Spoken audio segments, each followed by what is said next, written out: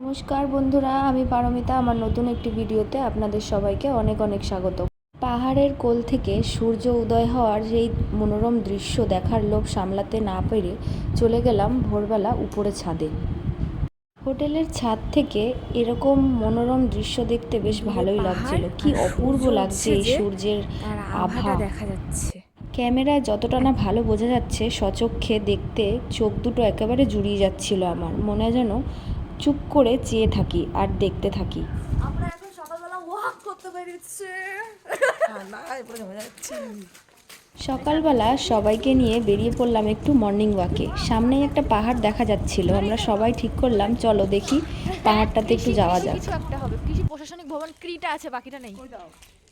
এই কই যাই আমরা? এইদিকে যাবো তো।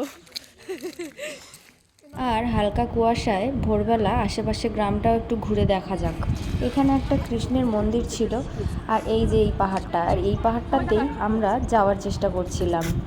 পাহাড় কাছাকাছি দেখে 100% মনটা একবারে ভরে উঠলো। দৌড়ে দৌড়ে চলে গেলাম পাহাড়ের কাছাকাছি, কিন্তু যতই এগিয়ে যাচ্ছি পাহাড় আর কাছে আসছে না। দেখুন, এটা একটা লেক। তারপর কিছু দূর হাঁটতেই আমরা পেয়ে গেলাম এই পুরনো মন্দিরটা। এটা সম্পর্কে চলুন আসুন শুনে নিই কি বলে। সালকিয়াই হলো বাপের বাড়ি। এই জায়গাটা কি ছিল? এই জায়গাটা রাধারানীর মন্দির। রাধারানী এখন কোনো মূর্তি নেই কেন? না, মূর্তি এখন ভেতরে আছে। ওই গাছটার জন্য এইটা ইহা হয়ে গেল। এখন সব রাজারা সব মরে গেল। মরে যাওয়ার পর সরকার নিয়ে নিল। রাজবাড়ি ছিল এখানে? রাজবাড়ি? হ্যাঁ, তো রাজবাড়ি ছিল না। কোন দিকে?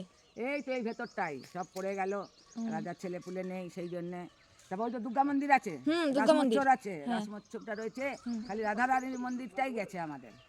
তারপর সব সরকার ভেস্ট নিয়ে নিল। তার কথা কি হবে? সরকার নিলে কি আর সেটা হয় কখনো? ওটা রাধারানীর মন্দির। আমরা প্রথমে ভেবেছিলাম ভুতুড়ে বাড়ি, তারপর যে মন্দির শুনলাম তখন ভেতরটা গিয়ে দেখার খুব ইচ্ছে হলো। খাম্বাগুলো দেখলে বোঝা যায় যে এখানে বড় একটা বাড়ি ছিল। বন্ধুরা, তোমরা দেখতে পাচ্ছ আমাদের এখানে এই পুরো বাড়িটা। এটা হচ্ছে একটা মন্দির, এটা বাড়ি নয়। আর উপরে একটা গাছ দেখতে পাচ্ছ, অশ্বত্থ গাছ, পুরো চারিদিকে ঘিরে রয়েছে। সবাই বারণ করা সত্ত্বেও আমি একটু সাহস নিয়ে ভেতরে গিয়ে দেখলাম। আমার এইসব জিনিসের কিউরিসিটি আগাগোড়াই একটু বেশি। বহু পুরনো এই মন্দিরের কারুকার্য খুবই ভালো লাগছিল। ভেতরে দেখুন, ভেতর থেকে গাছ, অশ্বত্থ গাছটা পুরো চারিদিক দিয়ে আষ্টে পিষ্টে ঘিরে রয়েছে মন্দিরটাকে।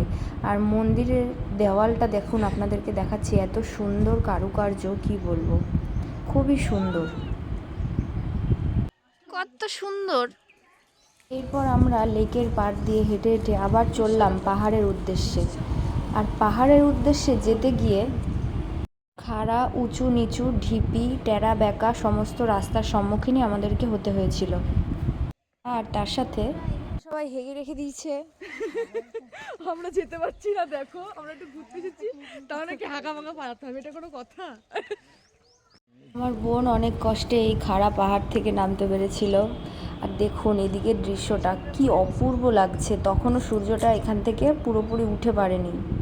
এত সুন্দর লাগছিল কি বলবো। আর আমি মনের আনন্দে দৌড়াতে দৌড়াতে গিয়েছিলাম সামনের দিকে। এখানকার লোকেরা এখানে বসে সবাই হাগে। সকালবেলায় আমরা একটা ভালো ভিউ দেখে নিয়েছি। এই দেখুন, সব পটি করে রেখে দিয়েছে। মানুষে যাবে কি করে বলুন?